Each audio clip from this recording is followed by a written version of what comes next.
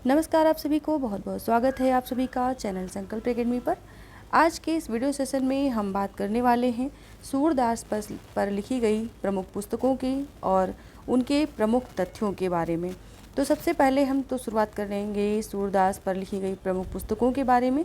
उससे पहले भी आपको हम बता दें कि जो शिक्षा सेवा चयन बोर्ड का गठन है उसको मंजूरी मिल गई है और ऐसा सुनने में भी आया है कि एक मेंबर, जो कि 12 मेंबर उसमें बनने हैं, उसमें से एक मेंबर बन भी चुका है।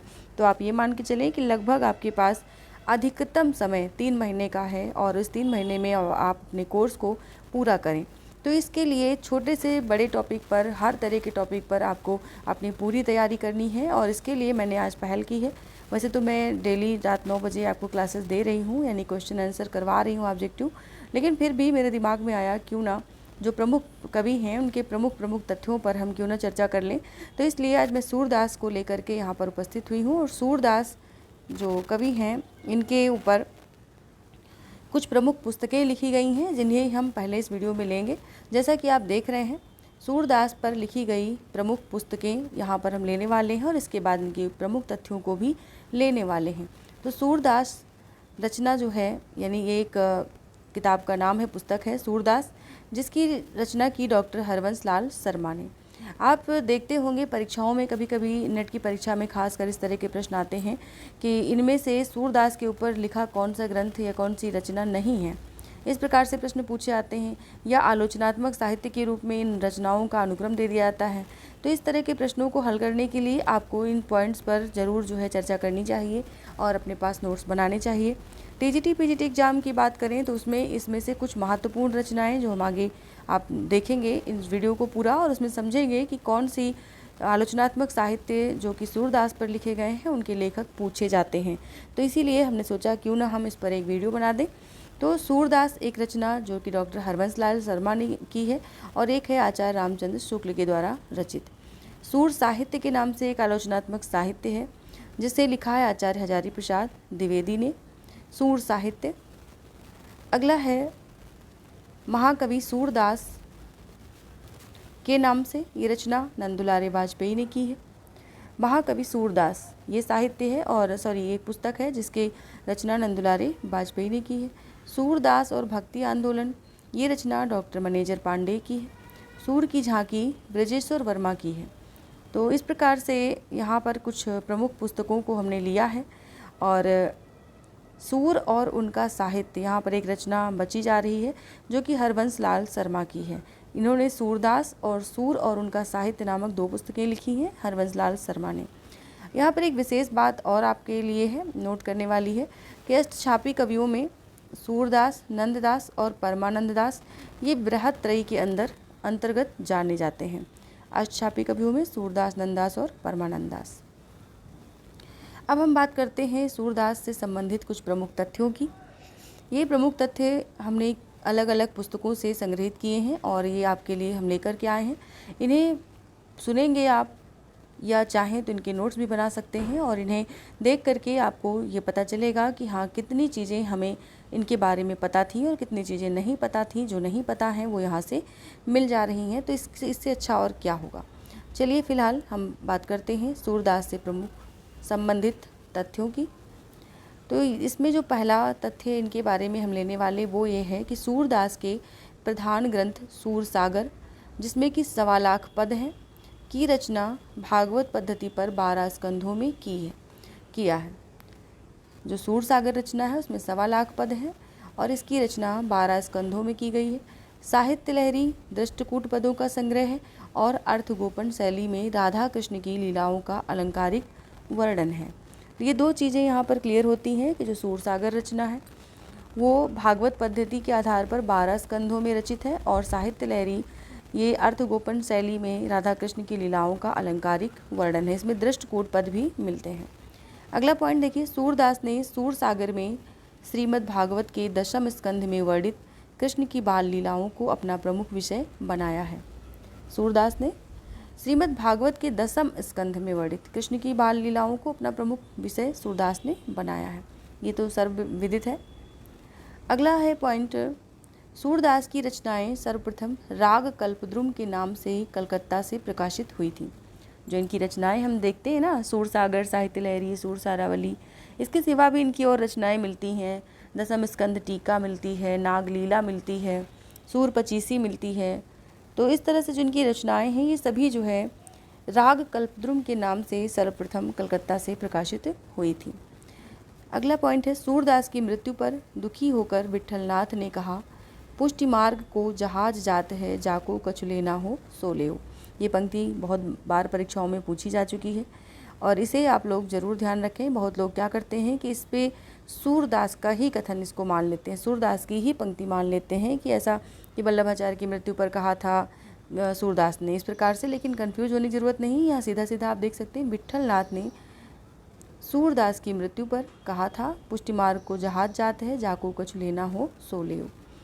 अगला पॉइंट है, वल्लभ संप्रदाय में दीक्षित होने से पूर्व ये दास्य भक्ति के पद गाते थे। वैसे तो आप जानते हैं कि इनकी जो भक्ति है सूरदास जी की वो सख्य भाव की भक्ति है और तुलसीदास जी की भक्ति दास्य भाव की है। तो सख्य भाव की भक्ति इनकी बाद में हुई थी, पहले इनकी भक्ति दास्य भक्ति थी। और वल्लभ संप्रदाय में दीक्षित होने से पूर्व, वल्लभ संप्रदाय में जब दीक्षित हुए तब इनकी भक्ति सख्य भाव की हुई, उससे पहले इनकी भक्ति दास्य भक्ति थी और दास भक्ति के पद ये गाते थे। अगला पॉइंट है, अष्टछाप में दीक्षित होने पर ये साक्य भक्ति के गीत गाने लगे। अष्टछाप यानी कि वल्लभ संप्रदाय में दीक्षित होने पर ये सख्य भक्ति के गीत गाने लगे। अगला पॉइंट है, ये जन्मांध थे। इन्होंने भगवदासक्ति के एकादश रूपों का नारद भक्ति सूत्र के आधार पर वर्णन किया है। एक तो ये बात कि ये जन्मांध थे, लेकिन फिर भी इनकी रचनाएं जो मिलती हैं उसको देखकर ऐसा लगता है कि ये जन्मांध नहीं थे, क्योंकि जिस प्रकार का वर्णन इन्होंने किया है उस पर बहुत सारे अभी भी मतभेद चल रहे हैं कि क्या सूर जन्मांध थे या ये पहले जो है इनके पास आंखें थीं और रोशनी थी उसमें, लेकिन बाद में ये अंधे हुए हैं, ऐसा अभी भी विवाद चल रहा है। तो भगवदासक्ति के एकादश रूपों का नारद भक्ति सूत्र के आधार पर इन्होंने वर्णन किया है। अगला पॉइंट है, आचार्य शुक्ल ने तुलसी और सूरदास को हिंदी काव्य गगन के सूर्य और चंद्र माना है। सूर को सूर्य कहा है, तुलसी को शशि कहा है कि सूर सूर तुलसी शशि उड़गन केशवदास। ये पंक्ति सुनने को मिलती है और यहाँ पर इस पंक्ति के माध्यम से ये बताया जा रहा है कि सूर सूर्य यानी सूरदास जो है वो सूर्य के समान, तुलसी वो साहित्य गगन के चंद्रमा हैं और केशवदास उड़गन यानी कि तारे हैं। तो इस तरह से इनको यहाँ पर उपमाएं दी गई हैं। अगला है पॉइंट, आचार्य शुक्ल ने सूरदास को जीवनोत्सव का कवि माना है। ये प्रश्न बहुत इंपॉर्टेंट है। आचार्य शुक्ल ने सूरदास को जीवनोत्सव का कवि माना है। अगला पॉइंट है, सूर को वात्सल्य और श्रृंगार रस का सम्राट कहा जाता है।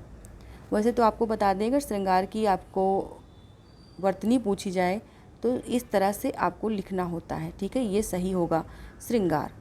लेकिन यहाँ पर क्योंकि टाइपिंग में ये चीज़ें क्लियर ही नहीं हो रही थी तो इसलिए यहाँ पर ऐसा लिखना पड़ा। तो आपको सही शब्द पहचानना हो तो आप इस तरह से पहचानेंगे श्रृंगार, ना कि ये वाला, ठीक है। लेकिन अब यहाँ पर हम इसको नहीं करेक्शन कर पाए क्योंकि ये हो ही नहीं रहा था, इसका कोई फॉन्ट ही नज़र नहीं आया मुझे, तो इसलिए ऐसा लिखा हुआ है। अगला है, सूर के संबंध में आचार्य शुक्ल ने कहा, आगे होने वाले कवियों की श्रृंगार और वात्सल्य की उक्तियाँ सूर की जूठन सी जान पड़ती हैं।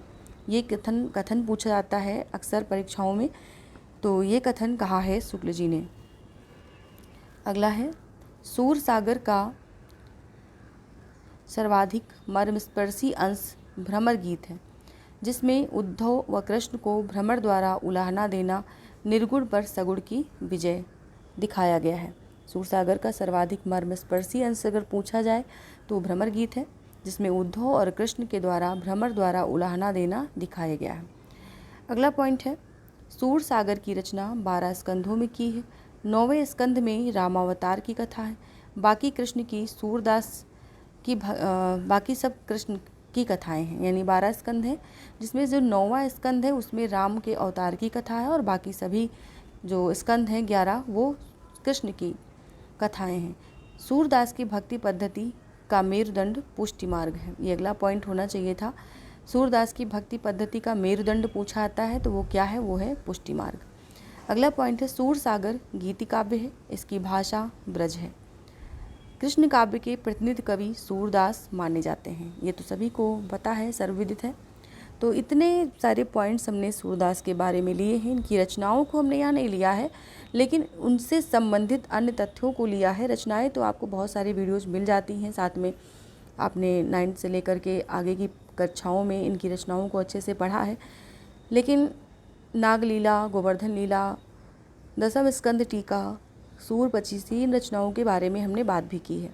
बाकी आप जानते ही हैं, सूर सागर, साहित्य लहरी, सूर सारावली, ये इनकी रचनाएं हैं। कुल मिलाकर के डॉक्टर दीनदयाल गुप्त ने इनकी रचनाओं की संख्या 25 मानी है, मगर सभी हमारे सामने उपलब्ध नहीं होती हैं।